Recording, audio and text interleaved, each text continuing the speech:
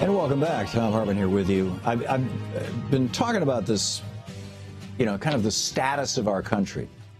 Another one of the problems that we are facing, and again, that has been brought to us in large part courtesy of Reaganomics. Prior to Ronald Reagan, CEOs made about 30 times what their average workers make. Right now, CEOs are making, well, in the last report, it was of the Fortune 500, 360 times what their average workers are making. And that doesn't include all the stock option compensation, which in many cases jacks it up to 1,000, 2,000, 5,000 times what their employees are making. Now, why was that? Why the difference pre and post Reagan? Well, it had to do with tax policy. It was real simple.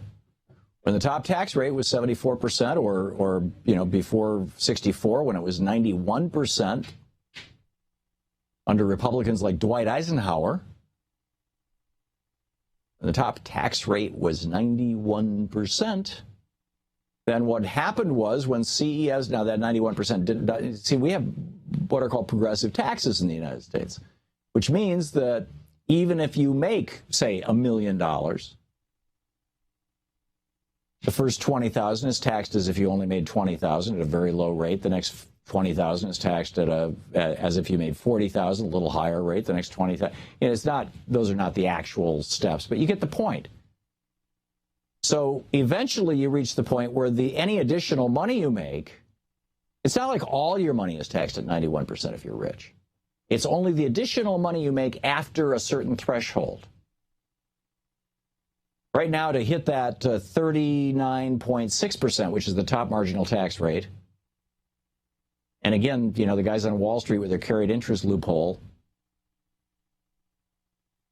which could be undone, by the way, by executive action, something to pass along on the White House comment line.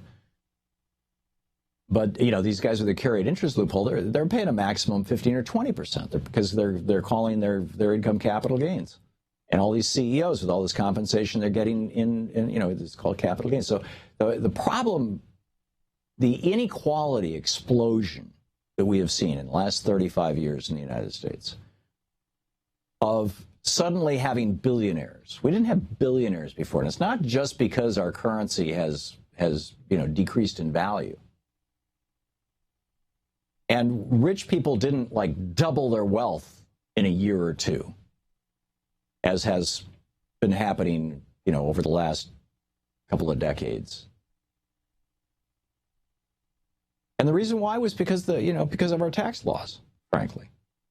So Reagan came in and changed the tax laws, and now what do we have? Massive inequality. Not only are we looking at the wholesale capture of our governmental process. A government, I get it. The small government conservatives, they want a small American government. They hate American government.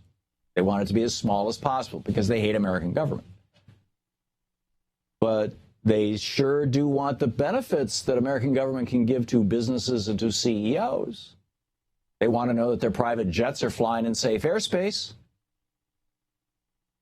They want to know that the banking system is, except for the banksters maybe, is well regulated and running okay. They want to use the courts to sue the little people who bother them.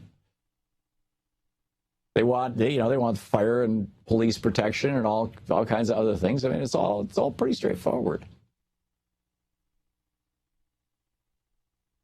Joel Joseph has a new book out. It was just published, and it's by Imprint Books out of Los Angeles. It's called Inequality in America. Joel D. Joseph. And he sent me a copy of it, and I spent some time this morning reading it. And I mean, these are all things that I have talked about before. You'll find, in fact, almost all of these things in my book, Rebooting the American Dream. But this is a new book, and actually, he's got a few things in here that I don't have, and I've got a few things he doesn't have. But the point is that there's no shortage of good information out there, and this is a great new book. And his first chapter is titled Massive Trade Deficits Are a Major Cause of Inequality in America. And he points out that even quoting, even the conservative Peter G. Peterson Institute for International Economics, and keep in mind, Pete Peterson's a Wall Street billionaire, and he funds these conservative think tanks. Even the conservative Peter G. Peterson Institute for International Economics has found that fully 40% of the income inequality in the United States is due to international trade. Now, not having read the entire chapter on international trade in this new book, I can tell you what I do know about that is that the part of international trade that has exacerbated income inequality in the United States in the biggest way is the offshoring of our jobs. And if you don't think that's real, I mean, well, everybody knows it's real. And again, I keep going back to our current presidential election, and these are issues that need to be raised in the elections for the House and for the Senate, and in your state House and your state Senate and your city councils and whatever. But it's that as our good jobs leave, as manufacturing jobs leave, and as unions are destroyed in the process, and this was not an accident. This was not at all accidental. Unions were the principal source of funding for the Democratic Party. The corporate-controlled Republican Party looked at that and said, how do we destroy unions? Well, let's start out by moving these union jobs, by just doing away with the union jobs. We've gone from 35% unionization in the United States to 6% between Reagan and now. Destroy the union jobs and you destroy the unions. We were left in 2006 with the largest single unionized employer in the United States was the United States Post Office. So what did Bush and the Republicans do? The Postal Reform Act of 2006 that says the post office has to put $5 billion a year for the next 10 years in, and maybe longer than that. I thought it was 10 years. It has to put $5 billion a year in a fund to pay for the health benefits of retirees 75 years from now. People who have not yet even been born.